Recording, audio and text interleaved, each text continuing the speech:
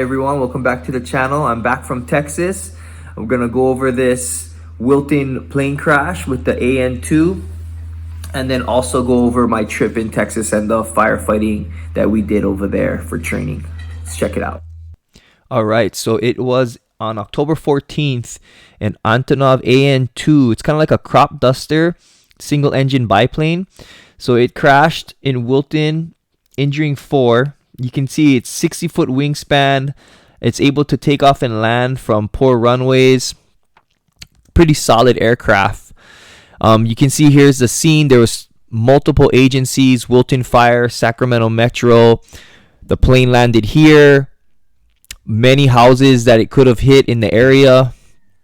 Speaking to the, this is Sacramento captain for fire. There was 4 victims. One was critical airlifted out. Some were burned. One woman was pregnant. There was 2 boys and the pilot. So I believe it was a family. Coming on scene, you want to stay up. You want to put water on this, pull hand lines, try to find a water source if there's hydrants in the area. You want to do a 360 to make sure that the fire isn't impinging on any houses. And then once you get the fire knocked down, you want to go ahead and look for any victims, figure out how many people were on the aircraft. I believe this wasn't at an actual airport. There was like an airfield behind the house. So they use the Metro and Wilton Fire most likely use this CAF system, compressed air foam. And it's Class A foam, so you can see it really penetrates a lot better than the Class B foam that we use at the airport.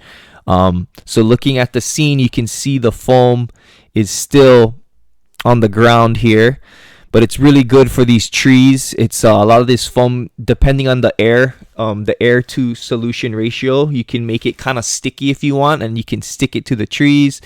It can really penetrate in this Class A type materials. And then if that's all you have, then you're going to go ahead and put it on the fuel as well. But yeah, that's what all this is. It's just soaking in. They just basically soak in this whole scene, soak in the ground, try to cover up any of the fuel that may have. I mean, it just took off and landed and crashed. So there was probably a lot of fuel in the aircraft that they had to deal with as well. But it looks like it's all out here. You can see now they're just waiting for the investigators. But the stout aircraft, that AN-2, I believe is the reason why these people survived. I mean, this aircraft is completely destroyed, but 4 people walked out or were helped out. So good for that. You can see the runway here. This is where the plane went down, right by this road. And yeah, I believe it was right around here in this area. So again, could have been a lot worse. Could have hit any one of these houses. And again, those people could have died as well. So it ended up being the best case of a bad scenario. And so I was in Texas this past week at the Dallas-Fort Worth training facility. This is our crew, multiple people from different shifts, but we're all from Maui. So the training is great. You know, they really put you in live scenarios. This is a 737 aircraft. And we're doing fire control, search and rescue. And yeah, it's like the best facility you can really ask for. This was a Gulfstream that crashed and flipped on its side. So this was after we were done training. I walked back in to get some footage, but you can see that if that was smoked out, you wouldn't be able to see anything. So this is the actual drill. They smoke out the aircraft. You have no visibility, and there's victims in their seatbelts upside down. This was in a 717.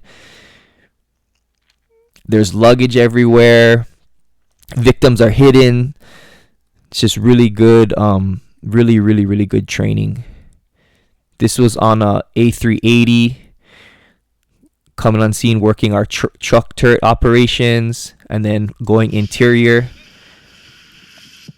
putting out fire, looking for victims, practicing our strategies and tactics, and then, you know, hot washing and doing it again. So it was really good training. I hope you guys liked this video. Catch you guys next time.